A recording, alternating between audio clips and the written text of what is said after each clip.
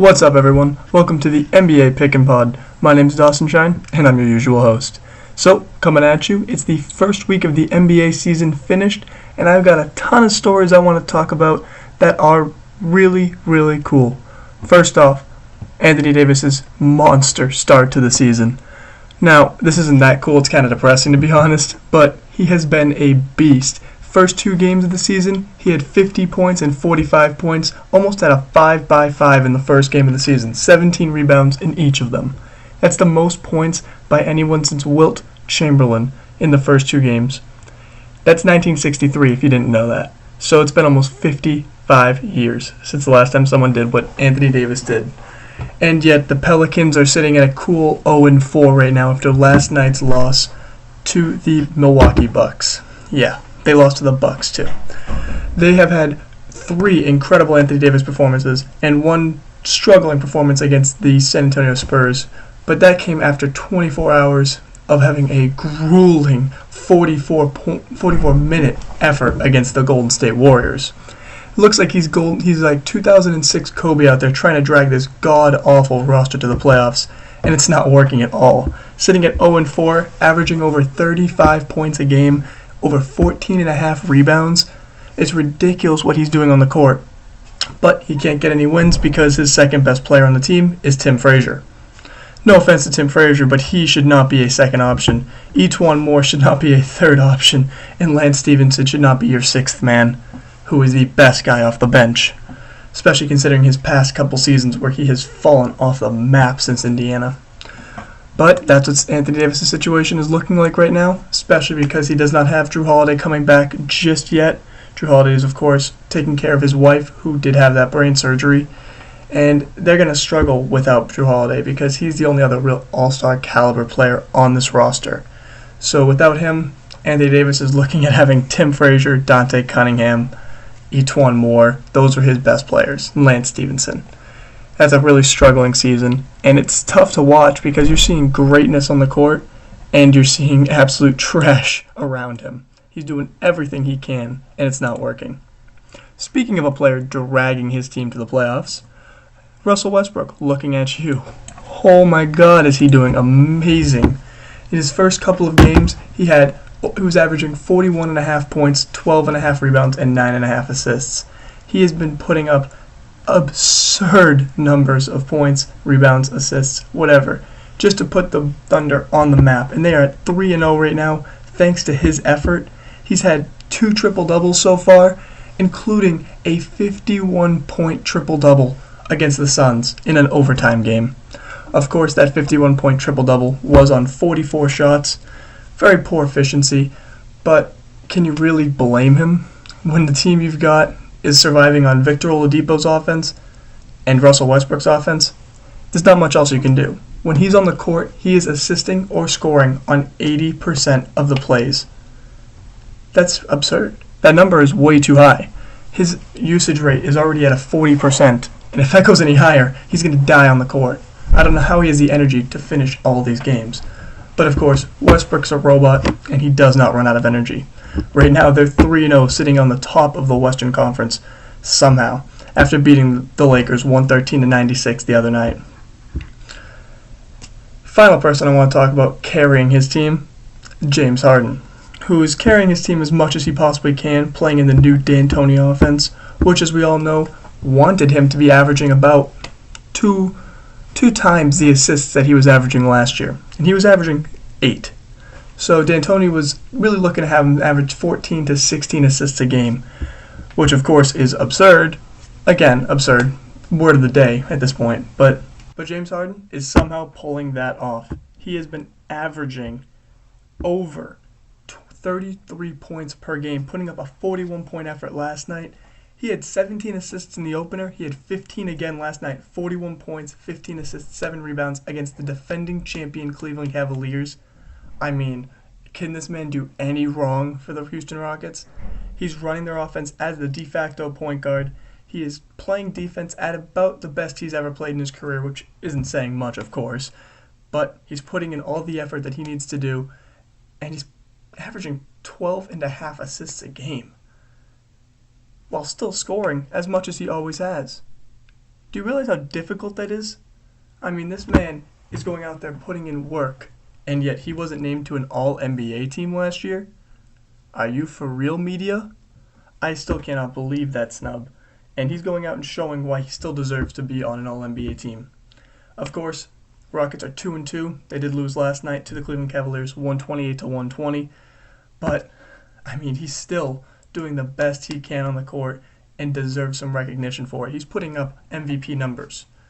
And there's a lot of MVP numbers going around right now. Another one that's having a new MVP tour, Damian Lillard, averaging 35 points per game in the first 3 Blazers games, as well as 7 rebounds, 5 assists, getting them to an early 2-1 record with a comeback win the other night against the Denver Nuggets. Lillard time is so real. He had a clutch, game-tying layup off of a beautiful designed curl play by Terry Stotts. Then, in overtime, hit a game-winning floater with 0.3 seconds left to win 115-113. He's got ice-cold blood in his veins. Nothing else about it. I'm sorry, but some people who say that clutch doesn't exist in the NBA, it doesn't exist in basketball, are lying to themselves if they have not watched Damian Lillard play. Because when he's on the court and he has the ball, it's fourth quarter, it's overtime, I trust him. He's just going to put up a shot and he's going to drill it every time. I've never seen anything like it. I have. He's like Paul Pierce in the end of the games. He does not care, and he will make it in your face. So fun to watch, and I love that he's going out there with a little chip on his shoulder. As usual, he always seems to have a chip on his shoulder.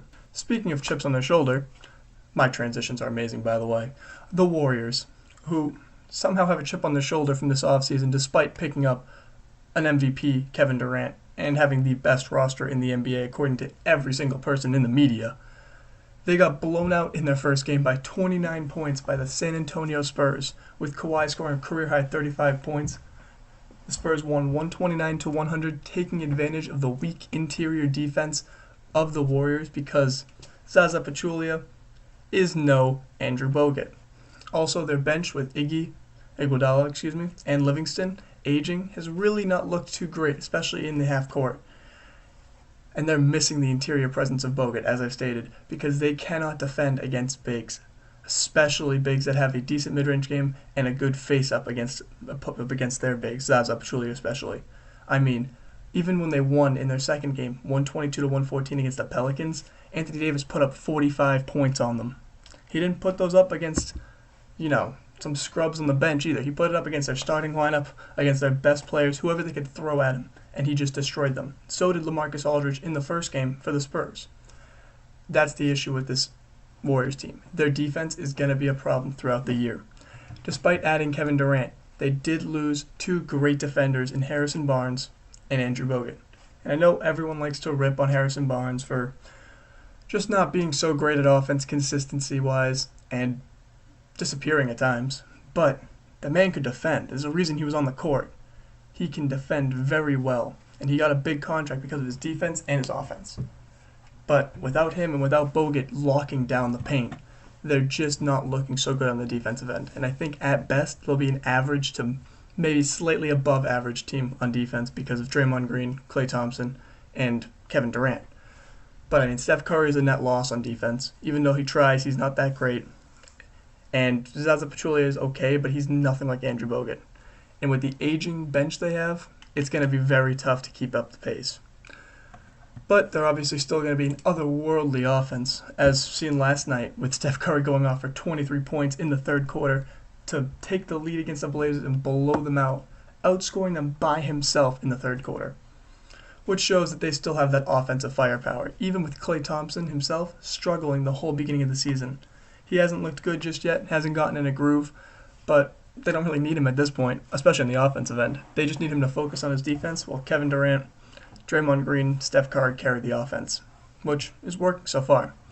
Of course, they got to gel a little bit more in the half court, figure out how they're going to get this team to work together with all of their parts. But they probably will be able to do it, and we're still going to expect to see them in the finals, most likely. Also, just want to give one more piece of notice about the Sacramento Kings. This is my last team to talk about for today, but I'll be coming with another update later on. Sacramento Kings, with Dave Yeager as their new coach, who came from the Memphis Grizzlies, getting fired because of issues with front office and all of that drama, is low-key going to be a playoff contender in my opinion. They are playing well above average in what everyone expected. 2-2 right now, but they've looked really good on the offensive end. And key part right now, the defensive side of the ball. Rudy Gay is playing defense. Dave Yeager somehow got him to buy in on the defensive end, which he hasn't done in his entire career. And it's incredible to watch because he has the tools. He just has never used them properly. He's using them properly on the defensive end, giving full effort, and he's having his most efficient season so far on the offensive end, being the number 2 player on this team behind DeMarcus Cousins and really helping carry it in the absence of Darren Collison, who is their starting point guard, of course, but he's been suspended because he's a domestic abuser. When Darren Collison comes back, though I don't like him because of his past actions off the court, on the court he will be a very key contributor to this team and might help push them over the top to be a playoff contender. And DeMarcus Cousins is, of course, a monster in the post, destroying everyone in his path, helping defeat the Minnesota Timberwolves the other week and shutting down Karl-Anthony Towns on the defensive end as well. That's what you want to see out of DeMarcus Cousins. Is he going to be able to defend as well as keep control of his emotions? And he's doing both so far this season. Only 1 technical out of 4 games, which for DeMarcus Cousins is an improvement, and I'm loving watching the Sacramento Kings. They are going to be below the radar for a lot of people, but they're a must-see team. They're actually fun to watch, so check them out as well. Well, that's the first week of the NBA season so far recapped, but we'll be coming back with more videos, of course, as more things happen in the NBA. Thanks for listening to the NBA Pick'em Pod. Make sure you tune in next time for another episode, and have a good day.